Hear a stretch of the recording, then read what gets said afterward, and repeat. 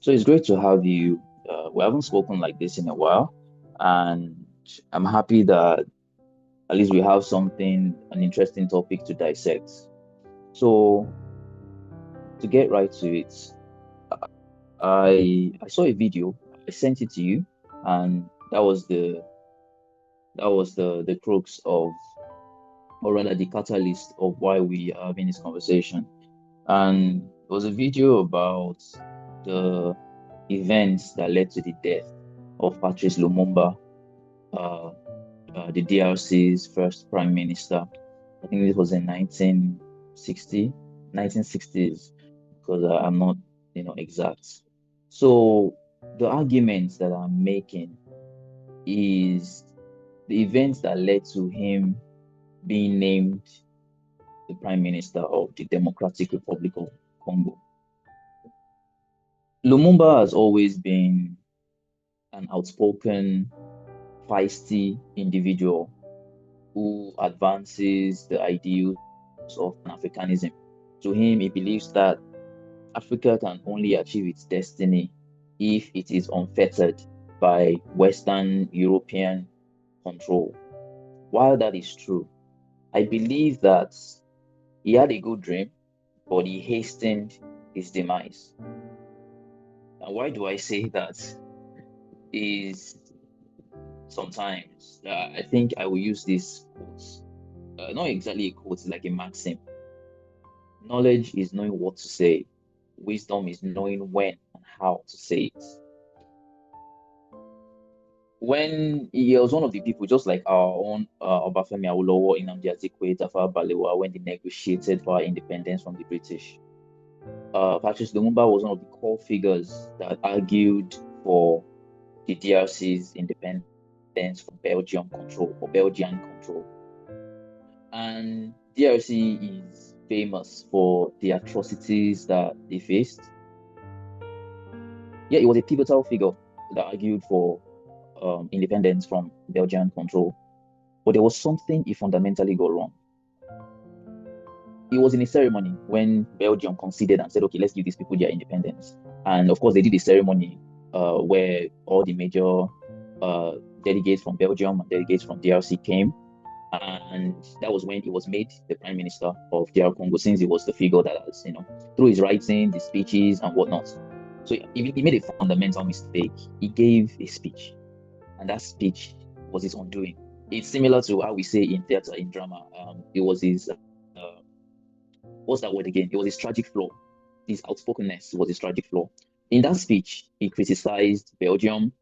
He talked about how the things they did in DRC were akin to crimes against humanity. He talked about the role that King Leopold played in the decimation and extermination of millions of Congolese people, which actually makes the Holocaust of the Jews pale in comparison. Now, all these things were true. And mind you, the king of Belgium at that time was, I think, the nephew of King Leopold. Do you understand? Yeah. So if you watch that ceremony, if you watch that, there's a historical clip, it's out there. If you watch that clip, you realize that even there, you could see Belgian officers, even the King Leopold, you could see the anger in their face, although they were just trying to mask it. And do you understand? Because it was actively speaking against them. You can use English in such a way that you are insulting somebody, but you're using, not so scathing words, but the person gets the message. And that was the error that he made. Do you know how long he spent in power? Do you know how long he was prime minister for? 66 days. That's less than 3 months. She gets it. That's like 2 months, fam. 2 months and 3 days. More or less, fam. So for me, my argument or my thesis is he had all the tools, right? But to me, I believe he wasted them. There is something called diplomacy. You might not like somebody. See, the way life is, if you give yourself too much sentimentality or idealism, you're going to miss it. Because the truth is, if you're idealistic, you are by extension blind to the realities of the world. There is a drama that I read as a literature student in my undergraduate days. It's called The Way of the World. You might not like it, but the truth is not everybody will have your idealistic view of life. Idealism and reality are two different things. Him making enemies he has not even started his role as prime minister and he has already made enemies. Powerful enemies at that. Business people will tell you, no matter how idealistic you are, sometimes you just need to go with the grain. it doesn't mean you'll be corrupt, right? But in certain situations, you just have to be diplomatic. There are some enemies you can't afford to make. Even Abraham Lincoln, have you noticed that in many of his speeches, as idealistic as he was also realistic? Because he realizes that if you're an idealist and you are leading people, right? If you succumb too much to your idealism, you will miss it. You can be idealistic, but also be realistic about the nature of the people you're leading. Idealism cannot work in the presence of someone whose mind is being eaten up by poverty and who is just trying to survive. In this case, to not digress, the guy made enemies right from the beginning. Oh, Steve Bereshe, you've not even started your political appointment. You've already made powerful enemies. Right from that point, they started plotting how to get rid of him. And guess the people they used? They used his own army. They used Congolese soldiers. That's where propaganda is very powerful. The video of how he was arrested came out. Now, my point is this. Many of our African heroes that we believe are idealistic, right? Yes. This was what cost their life short. You look at people like Thomas Sankara, you look at people like Kwame Nkrumah, you look at people like even our own Murtala Mohammed. Idealism ruined this. Do you understand? Idealism ruined these people. Murtala Mohammed was trying to be so different, like, he cut off his security detail, and like, you're making yourself, open to. Let me give a story, and this is a very powerful story. I don't know if it's true or if it's fictional. Yeah, there's a story of a king, yes, who was at war with another tribe. Now, this king loves his people, and he's one of those transformative kings that it was when he came that things started getting better, the quality of life improved, people have more food to eat, people are growing older, and having a better quality of life. In other words, they loved him. But now the people he leads are also proud people who believe in, even if they fight a war, they must be victorious because it makes a statement to their superiority. Now, the tribe they were fighting, they got to a point where his army kind of entered an ambush. Now, because of that sense of nationalism, when Mr. Director can get somebody killed, imagine saying I can die for my country. It will all die. From where Why can't I live? Why can't I live? Why can't I live for my country? Of what use am I to my country? Dead. Do you understand when people say I can die for my family? Well, the truth is, can you live for them? Can you exercise for them so that your life will be? Because what use are you dead? Because the truth is, life will now mess them up now that you're gone.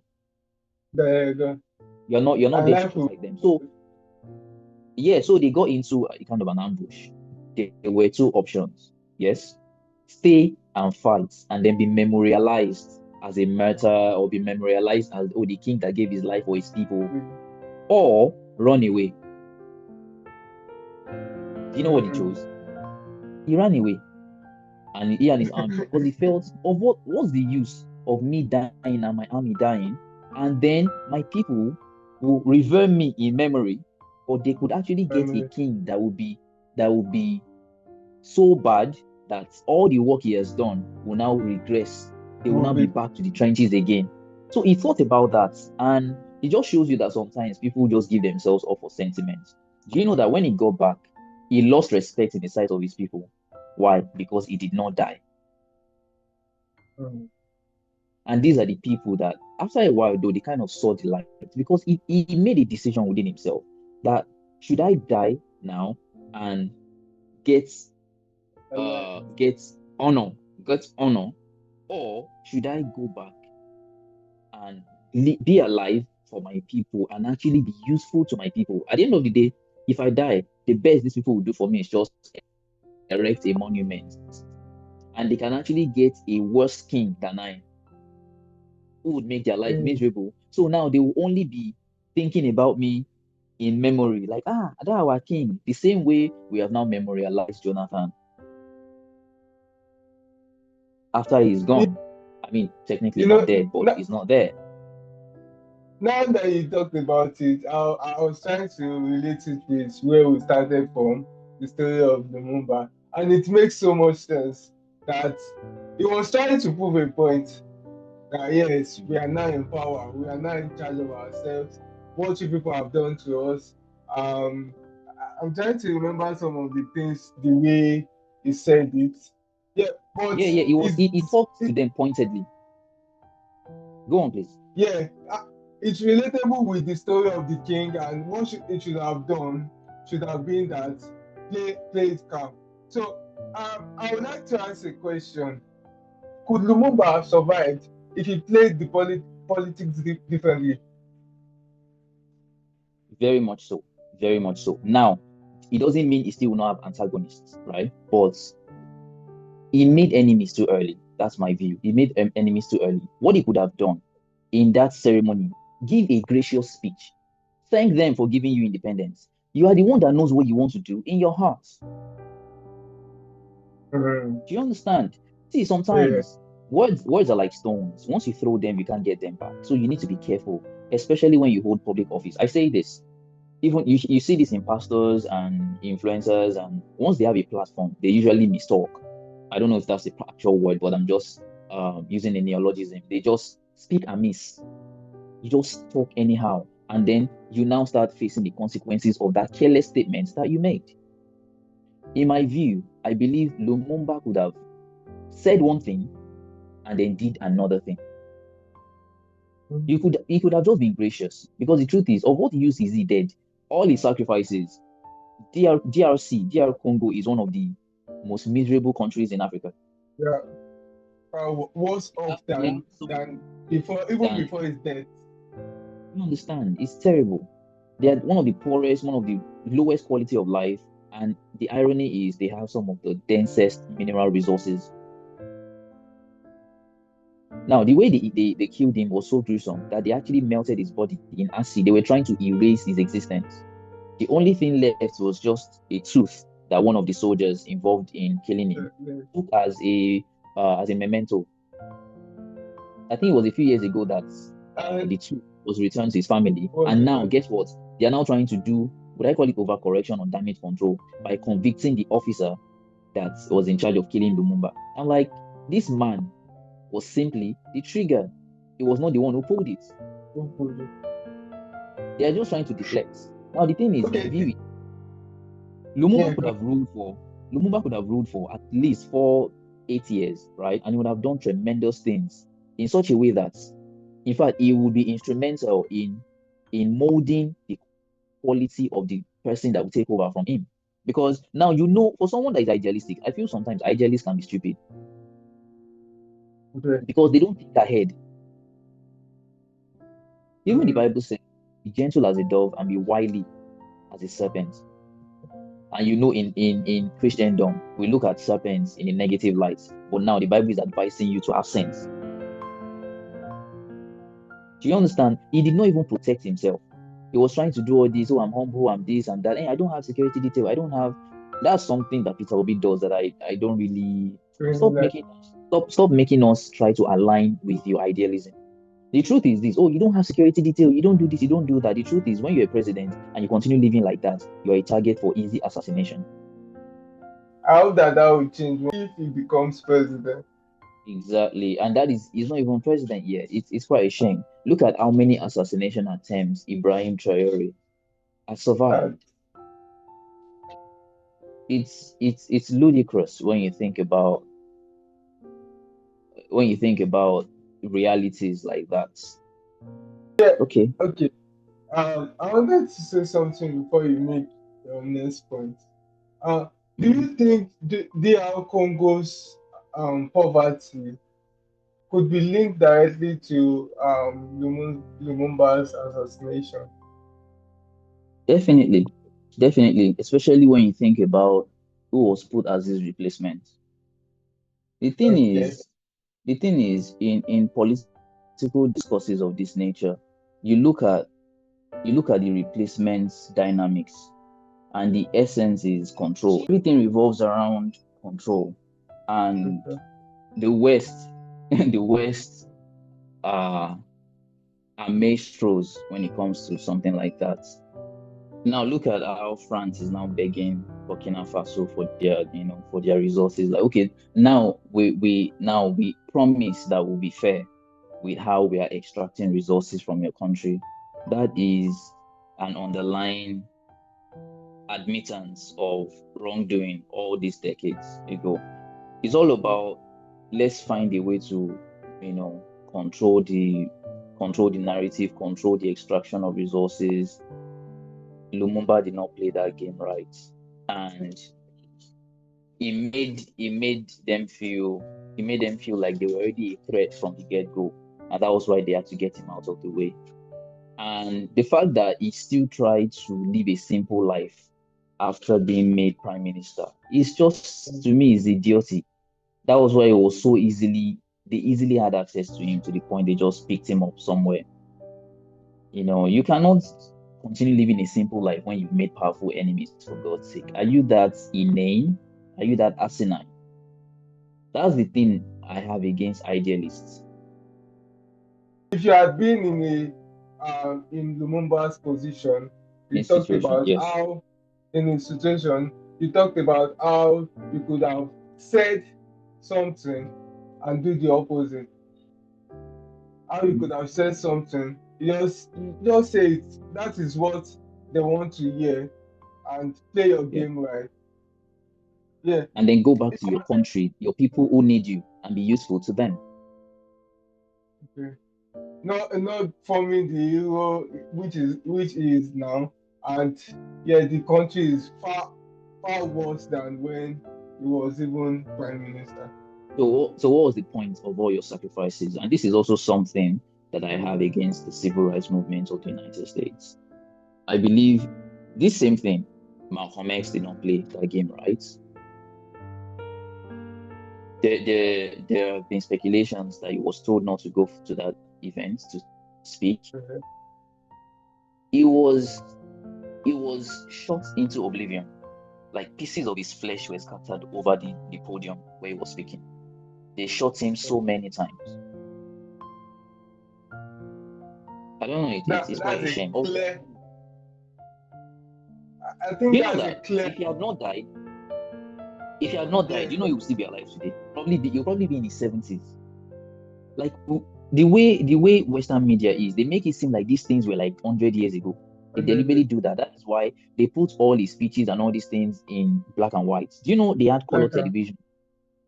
Do you notice that many of even this "I Have a Dream" speech by Martin Luther King, do you know it was in color? They deliberately doctored it to be in black and white to make people feel like it was longer, it was far back than it actually was. I used to think that black and white is just to say that yes, this thing has been a long time. But then now that was exactly it. It's not as if it's very, very long. Those things were actually look at it this way. If Martin Luther King were alive today, he'll probably be in his 70s or 80s. That's close. That's Do you about understand? Maybe 1940s and 30s. I feel like for you to be useful in political settings, there needs to be, actually useful to your own interest, to the interest of people at large, and to the interest of those you are in power with. There needs to be a balance between idealism and reality. One must not supersede the other. You will just be setting yourself up for failure. And I feel like if Patrice Lumumba, can you please say that again? There needs to be a balance between idealism and realism, or rather reality. If not, if there is a tilt, it's not going to turn out well. If it's easy to say, but if I were in Lumumba's situation, say what they want to hear, pander to them, and then keep working in the background. And the first thing you should do is surround yourself with like-minded people that can protect you, because he did not look over his shoulders. If you see how easily he was just picked up on the streets. He was just picked up on the street. You don't open yourself up you don't expose yourself to harm like that, especially when you know that there are certain people that would prefer to see you either dead or ineffective. How simplistic. It's like you're thinking like a simpleton. And that is something And this is what I love about Ibrahim Traore. He has looked at our African heroes, and I feel like he has studied where they went wrong, and he's now trying to make sure that same thing does not happen to him. He has survived about 26 assassination attempts now. Can you imagine that? That's a lot. Baba has learned. Baba has learned. He has seen the patterns, right? And that's one of the things that will actually make me not be too hard on these heroes is because there was no precedent or there were no precedents, as in there were no events that they could learn from. They were the first, Yeah, because they were the first. you know. But still, come on. Just because you're the first does not mean you should not have sense. You should. It's common sense. And I need to lay a petition that we should not call common sense anymore, because if it were common, we would not be calling it common sense, because it's it's missing in many corridors. It's missing. So, I'm thinking about it. When you say something is common and it is not common, so why do you not call it common sense? It's a misnomer. It is knowing what to say. Wisdom is knowing Yeah. how and when to say. Okay, wisdom is knowing how and when to say. Yeah. Say. So very relatable to what happened to Lumumba. But yeah, you already made a petition that, well, there was no precedent for them, and they acted on the little knowledge they had. He was very young then. It was very It was 34. Was it wow. 33 or 34 when he died? When he was killed. That's very young. That's very But young. in today's standard, look at people. Why do you think people are panicking once they turn 30? 30 itself is no longer young like that anymore. Look at life expectancy. You know, Do you know the so life expectancy? Do you know life expectancy in Nigeria now is 56 or 57? That means yeah. you're not even midlife crisis will be around 27, 28. That's midlife. So someone would not be 40, they will not say, midlife. No, Midlife, bro, you are don't close to count. your grave, my nigga. You're like a decade and some change away from the grave. Crazy. When you talk about life expectancy, there are some countries that have 80 years. Like, I was looking at the country this morning. Was it this morning or last night? Was it Ecuador? Somewhere in the North South America, rather. They have 80 and way over US has 70 something. But then the quality of life in Nigeria is what we are living with. You should read up on the blue zones. The blue zones are countries around the world that have the highest life expectancy. Italy is there, Japan is there, I think some other Asian countries are there. They live to 90 and above. In fact, they live past 100. I think China is also one of them. I don't think so. I'll check out blue zones. Blue zones. I'll check about it. No, China has they have a good life expectancy, but not that excellent. And it is usually in terms of all those nasty things they eat.